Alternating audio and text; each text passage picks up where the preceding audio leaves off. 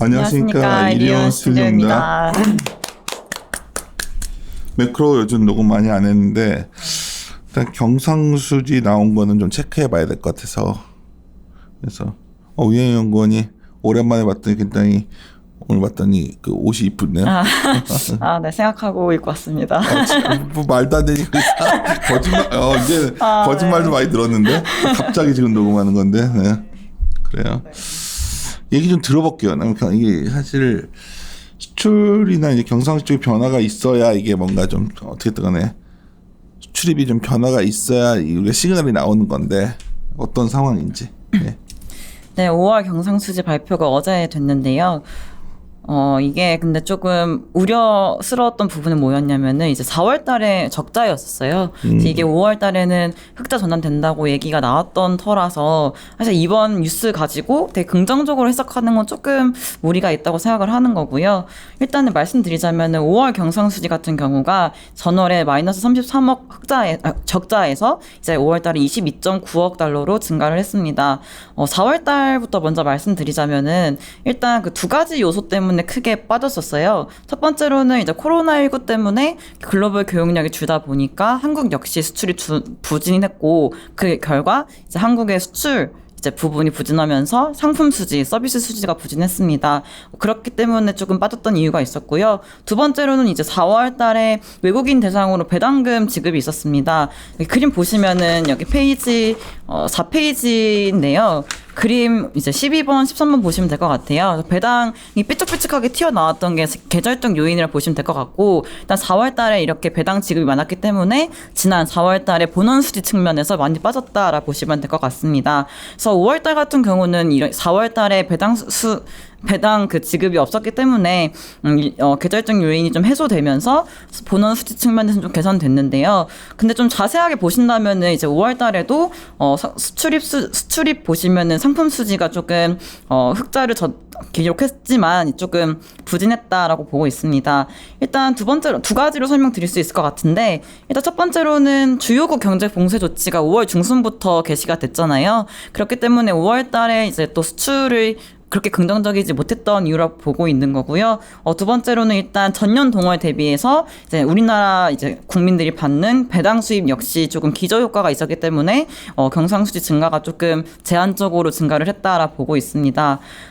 좀 더 세부사항 말씀드리자면 수출입 부분을 보시면 될 것 같은데, 일단 뭐 수출입 측면에서 수출도 이제 전월 대비해서 감소를 했고 수입도 감소를 했습니다. 첫 번째로 수출 품목 먼저 말씀드리자면은 일단 수출 품목의 물량이라든지 단가가 조금 하락하기 때문에 수출도 부진했고요. 수입 측면에서도 이제 국제유가가 많이 빠졌기 때문에 원유를 중심으로 해가지고 가격 측면의 약세를 보여서 수입 역시 감소를 했습니다.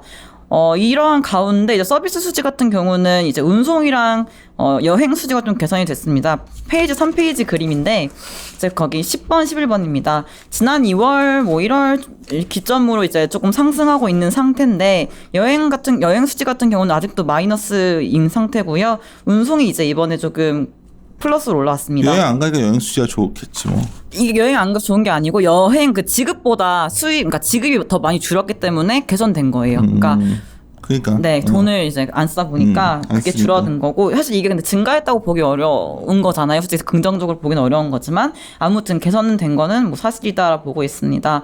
한국은행이 예상하고 있는 상반기 경상수지 이제 전망치가 170억 달러 정도가 되거든요. 근데 지금 이제 5월 달까지 계산을 해보시면은 122.9억 달러 정도가 됩니다. 그렇기 때문에 이제 6월 달에 한 47억 달러가 이제 경상수지가 나와야지 전망치대로 갈 수가 있어요. 근데 이번에 기자회견에서 지금 경상수지가 한국은행의 기존 전망 경로대로 가고 있다라고 말을 했기 때문에 6월 달에 한 이 정도 금액은 달성할 거라고 전망을 하고 있는 상태인데, 그러니까 좀 우려할 수 있는 부분은 제가 아까 말씀드렸다시피 그림 4번을 보시면 아시겠지만 지난 이게 6월 달 이제 그 수입 물가 5월 달 기준인 건데 지금 수입 물가 측면에서 원유랑 에너지 수입 물가가 좀 개선되고 있는 상태예요. 근데 이게 개선되게 된다면은 수입 측면의 가격 약세를 보였던 에너지 부분이 다시 가격이 상승할 수 있는 부분인 거잖아요. 그래서 상품 수지 측면에서 봤을 때 방향성이 그렇게 뚜렷한 상황은 아니라고 보고 있는 거고요.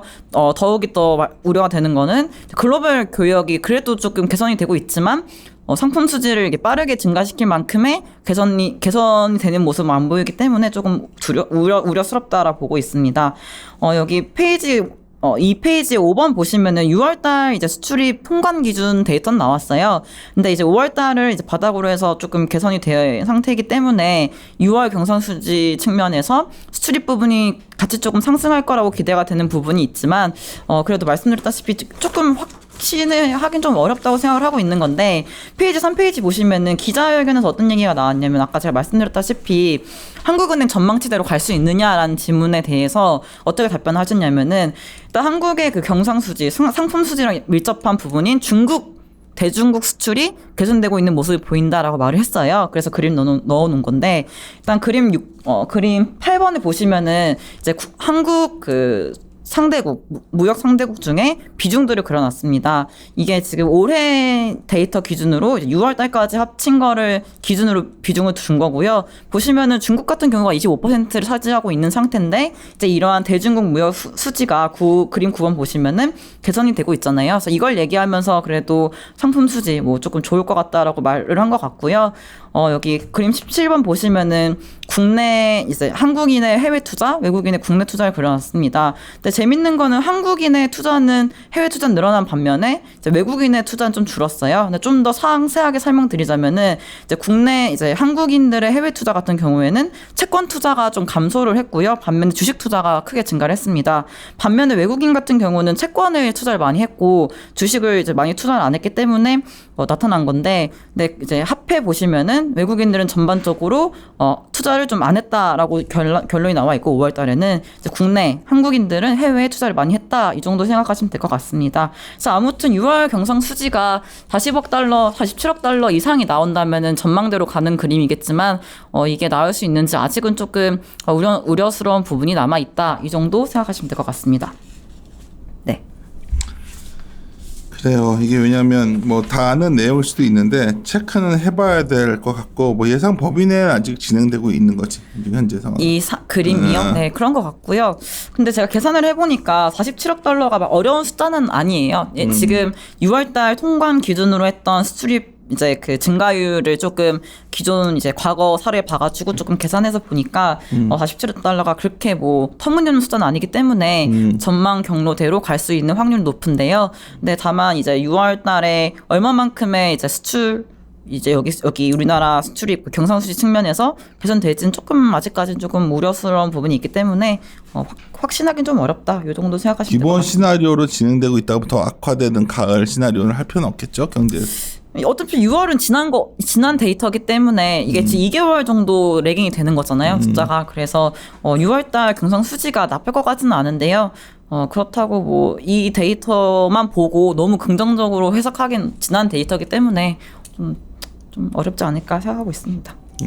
7, 8월에 좀 악화되지만 않으면 가을에 이제 부정적 시나리오에 대한 얘기를 많이 하니까 가을에 그 가능성은 아직 그렇게 막 높게 반영하면서 우리가 대비해야 될 때는 아닌 것 같냐는 걸 물어본 거예요. 아, 네네. 그러니까 이제 비관 시나리오에 대해서는 그러니까 제시는 하고 있지만 사실상 아직까지 그렇게 뚜렷하게 그쪽으로 갈 만한 그 시그널은 없기 때문에 상태니까 네네. 표준 시나리오대로 그냥 마이너스 0.2 정도. 지금 얼마지 마이너스? 우리나라 마이너스 0.2였나요? 그때 그런 것 같은데. 내가. 네.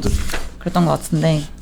그래. 네, 표준님이 마이너스 0.2였던 것 같습니다. 지금 시장이 좀 출렁출렁하면서 있는 이유가 가을 이후에 어떤 코로나 재확산 여부도 있지만 재확산돼도 그냥 경제 상태가 유지되면서 뭐 성장률이 정상으로 가는 상황이라는 문제가 없는데 계속 추적해줘야 될 것 같아요. 관건은 그러니까 이게 2차 봉쇄를 하느냐 안 하느냐 이게 될 것 같은데, 네, 그러니까 가능성이 높지는 않을 것 같아요. 할 가능성은.